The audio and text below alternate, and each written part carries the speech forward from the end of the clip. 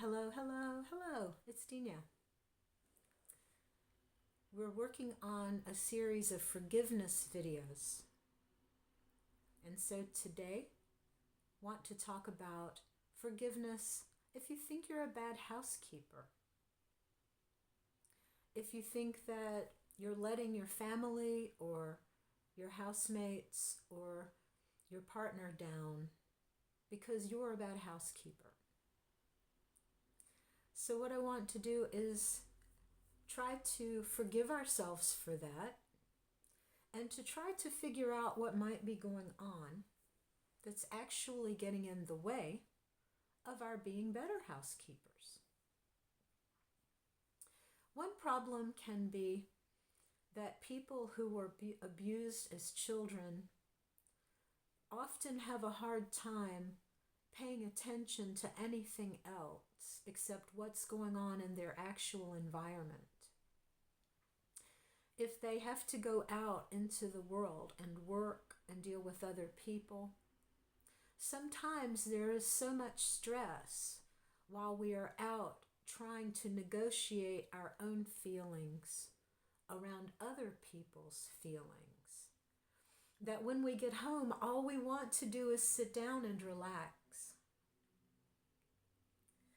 And so if that's also a situation for you, what works for me best is to just schedule days that I'm going to be home when I don't have to worry about all of the emotions and the worries and the strife that other people and their environments will bring on to me.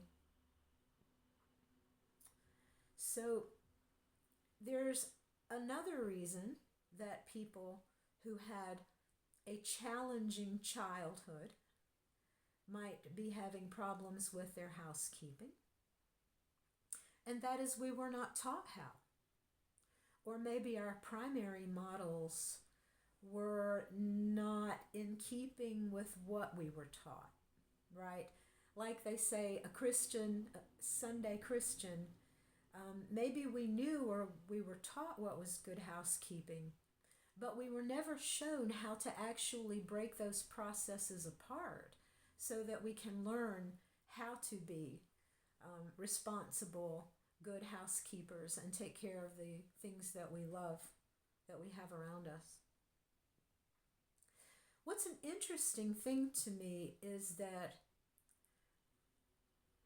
as a survivor of a lot of other people's energies, when I moved into my own home and had a space where I could be alone, what I did instead was I started going out to Salvation Army, I started going out to Goodwill, I started going out to yard sales, I started going out to secondhand shops, and I started surrounding myself with all of these things.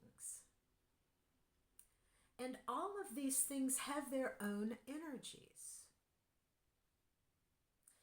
It may be that you don't know how to handle being in a quiet space.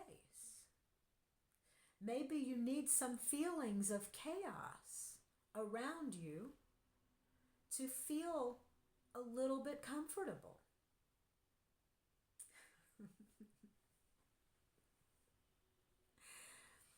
It's why I say I'm forgiving myself for these things, because you see how crazy they are.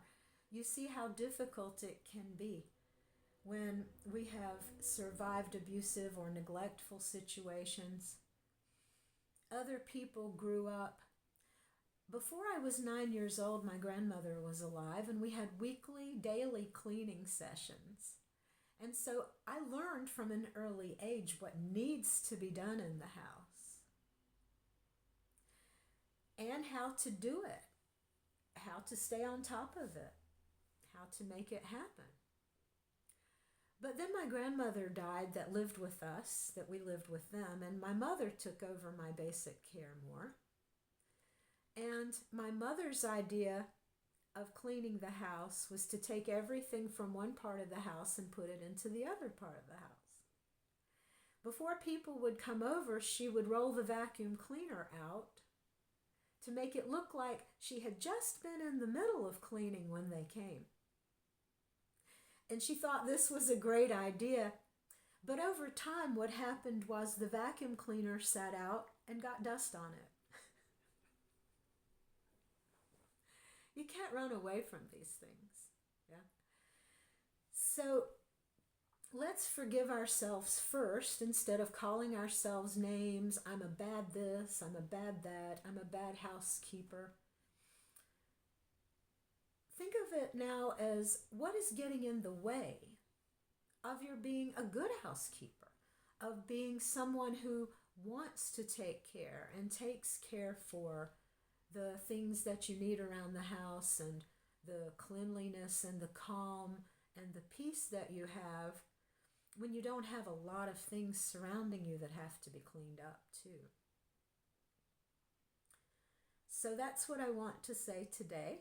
I want us to give ourselves forgiveness and think about our bigger habits so that we can make some really good plans and some really good starts after our forgiveness sessions. Hope you have a great day. Take care. Be free.